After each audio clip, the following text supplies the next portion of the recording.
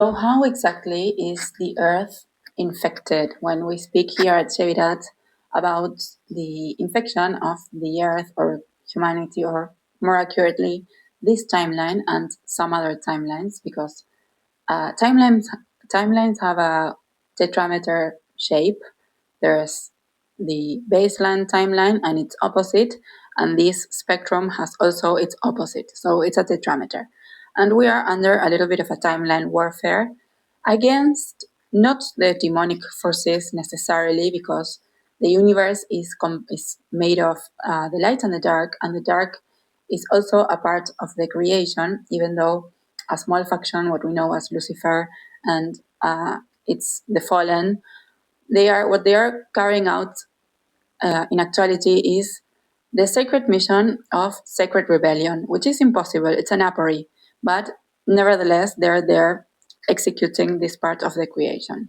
So what we're really at war against are the cliphotic forces, and these are entities that have divorced themselves from creation. They have decided to not become a part of the creation, and they're somehow surviving in the outskirts of creation and, of course, parasiting other entities. Now, over time, and we are speaking about universal time, not Earth time, they have become more and more numerous and also more organized. And now they're a little bit of an army.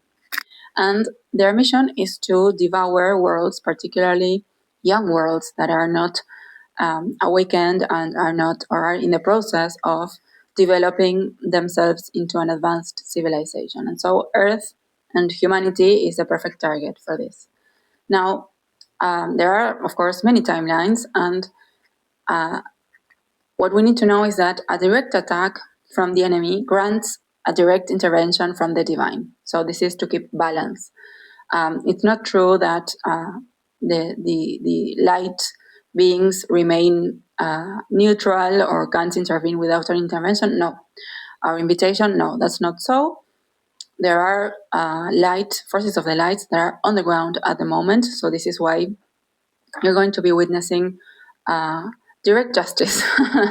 Really, this is instant karma or instant justice, because for many people here, this is the end of the line. This is the last timeline. And so in this timeline, there are many forces that are converging. One of them is this infection. And you may have heard about loosh and so forth, but it's actually a little different. It's humanity is, this is like a factory of energy for the vampiric forces.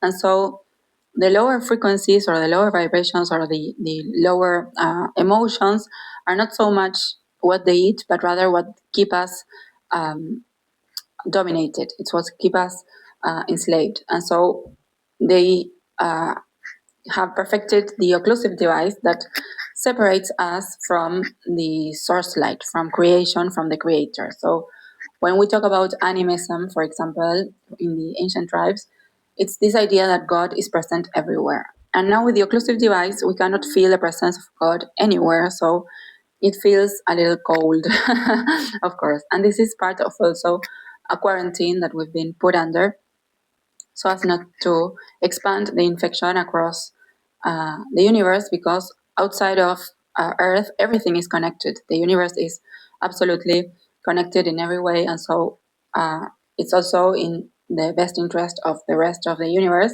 to keep us a little bit of a quarantine until we can ditch this infection. And so this is basically what we're fighting, and of course, those souls that are part of the intervention team by the light are going to be heavily resisted by the timeline. So this is what we know as spiritual warfare and the chosen ones. These are very advanced souls that descend directly from the light and are here to preserve the ontological project of humanity, the blueprint and the template, and to activate its maximum potential in order to fork the timeline and return back to the original path, or the spiral of ascension that we discussed in another video. And so this is what's happening. And if you're interested about reading more on this subject, feel free to visit our GitHub repo. It's free, it's open source, and I'll catch you next time.